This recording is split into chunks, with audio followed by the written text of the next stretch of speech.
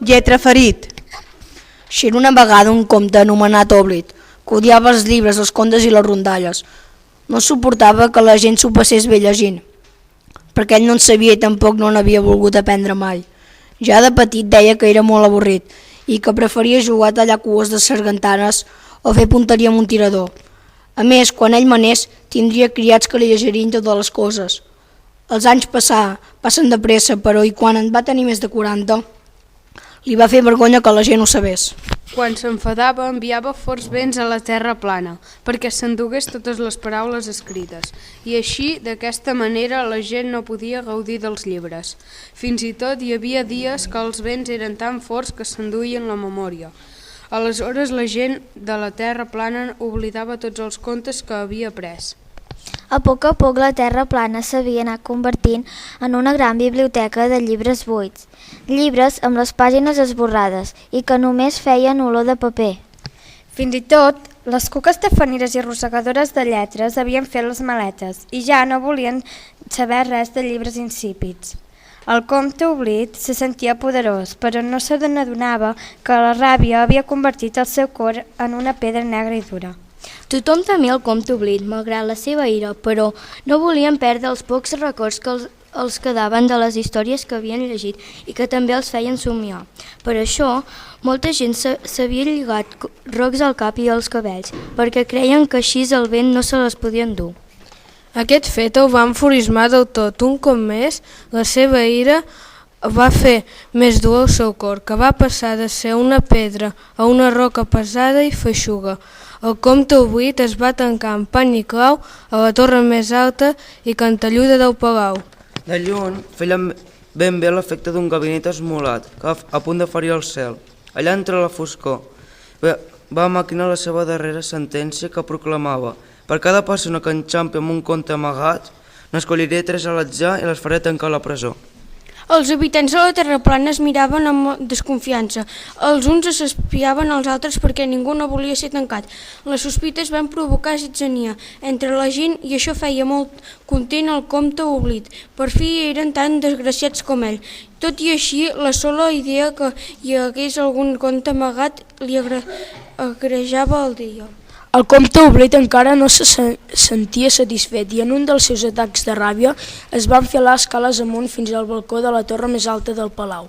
Va arrencar les portes i d'una esgarrapada va empentar els núvols perquè desencadenessis huracans terribles. No volia que hi hagués cap rastre de paraula escrita ni memoritzada sobre la capa de la terra.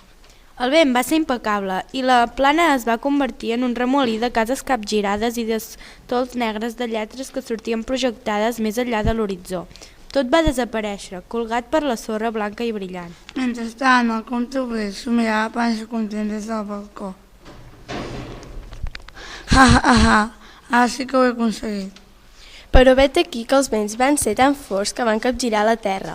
Les lletres van tornar com si fossin llançades per un bumerang.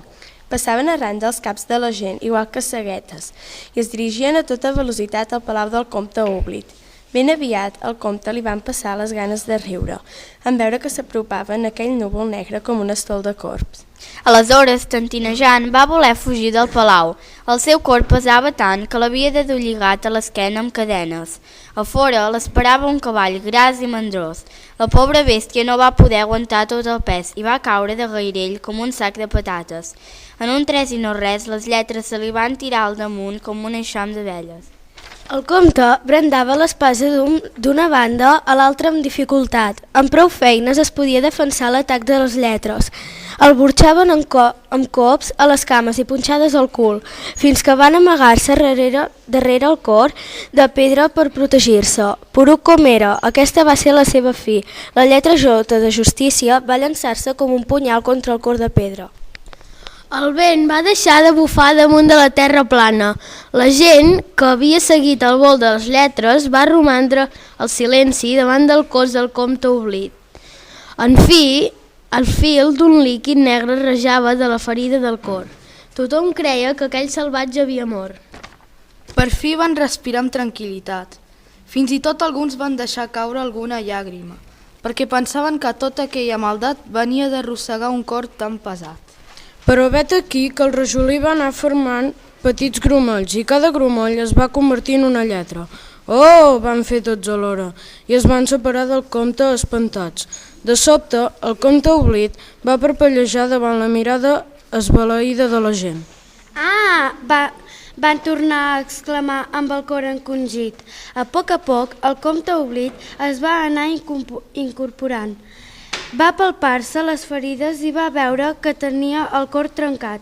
Dolgut va plorar com no havia fet mai. La gent es va commoure i va fer una rotllana al seu voltant. Llavors, amb la mà tremolosa, el comte Oblit va agafar un grapat de lletres i les va unir. Sense adonar-se'n va compondre la frase «Vet aquí una vegada». Entre sanglots i ofecs va pronunciar les paraules. Quan es va adonar que era capaç de llegir, va saltar d'alegria. «Puc llegir!»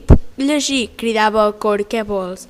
Tothom tenia la boca badada i encara la van obrir més en veure que, lentament, el cor negre i esberlat es tornava vermell, d'un vermell intens com un caramel de maduixa. Ara, el cor ja no pesava, era enorme i surava com un globus de fira. El comte Oblit se sentia més bé que mai i totalment penedit del mal que havia fet. A partir d'aquell dia va voler tornar a la felicitat als habitants de la Terra plana i per aquest motiu va decidir escriure totes aquelles històries que havia fet desaparèixer. Així doncs, va agafar paper i tinta que li havia rejat del cor i omplir llibres i més llibres. Ben aviat la Terra plana va tornar a ser com abans, amb biblioteques, obres de teatre i pintades a les parets, de protesta i també d'enamorats, que ja hi deixaven paraules boniques. A més, el comte Oblit va construir una bonica ciutat on hi havia el seu palau. Era una ciutat màgica on eren convidats tots aquells que fossin capaços d'escriure un conte.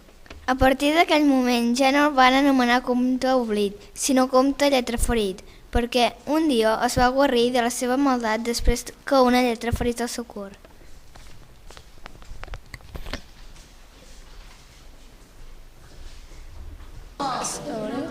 A l'estop.